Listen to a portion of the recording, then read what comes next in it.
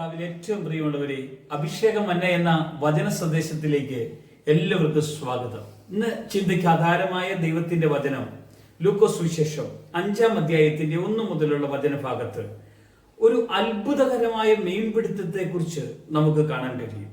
അവൻ ഗനാസരത്ത് തടാകത്തിന്റെ കരയിൽ നിൽക്കുമ്പോൾ പുരുഷാരം വചനം കേൾക്കേണ്ടതിന് അവനെ തിക്കിക്കൊണ്ടിരിക്കുകയാണ്.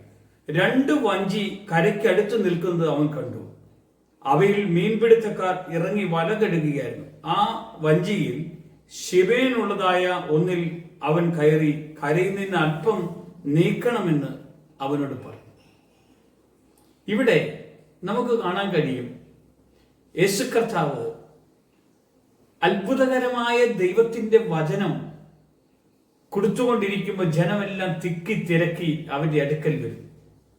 അപ്പോഴാണ് 2 വള്ളങ്ങൾ കണ്ട് അതിൽ ഒരു വള്ളം ശെമിയോന്റേതായിരുന്നു.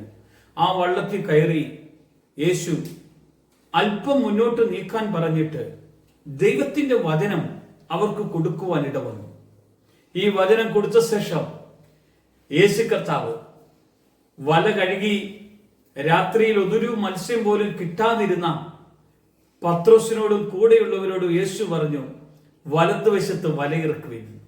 അവർ വല ഇറക്കിയപ്പോൾ ആഴത്തിലേക്ക് ഇറക്കിയ വല വലിച്ചു കയറ്റുവാൻ അവർ പ്രയാസപ്പെട്ടു.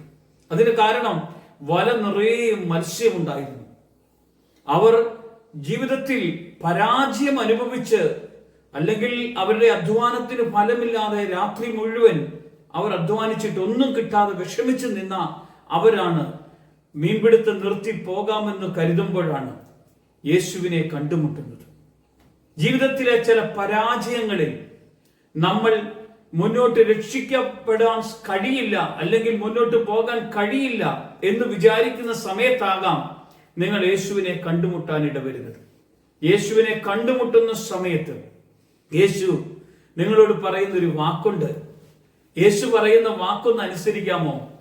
ഇവിടെ വല നിറയെ മത്സ്യത്തെ കിട്ടി അവർ സന്തോഷഭരിതമാകാൻ ഇടവന്നെങ്കിൽ, നമ്മൾ അവന്റെ വചനം അനുസരിച്ചാൽ, അവന്റെ വാക്ക് കേട്ടാൽ, എൻ്റെ പ്രിയമുള്ളവരെ, നമ്മുടെ ജീവിതം മാറും, നമ്മുടെ കുടുംബം മാറും, നമ്മുടെ സാഹചര്യങ്ങൾ മാറും, നമ്മുടെ അവസ്ഥകൾ മാറും, നമ്മുടെ വ്യവസ്ഥകൾ മാറും.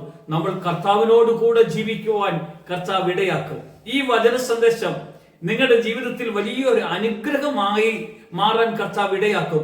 കാരണം ഈ കർത്താവിന്റെ വചനം കേട്ട് ജീവിക്കുന്ന ഒരു മനുഷ്യന്റെ അനുഭവത്തിലേക്കാണ് നമ്മളെ കൊണ്ടുപോകുന്നത്. വചനം കേട്ട് അത്ഭുതകരമായിട്ടാണ് അവരെ ദൈവം നടത്തുന്നത് കാണാനിട വന്നത്. ഈ അത്ഭുതം ഈ പത്രോസും കൂട്ടുകാരും അനുഭവിച്ചു. അവർ കർത്താവിന്റെ കൂടെ പോകാൻ ഇടയായെങ്കിൽ, ഇന്ന് ഈ വചനം കേൾക്കുന്ന നിങ്ങൾ കർത്താവിന്റെ വചനം കേട്ടനുസരിച്ചാൽ നിങ്ങളുടെ പരാജയം മാറും, നിങ്ങളുടെ ജീവിതത്തിലെ ബന്ധനങ്ങൾ മാറും. കർത്താവ് നിങ്ങളെ ഓരോരുത്തരെയും അനുഗ്രഹിക്കും. കർത്താവ് മഹത്വമെടുക്കട്ടെ. യേശുവിന്റെ നാമത്തിൽ തന്നെ. ആമേൻ.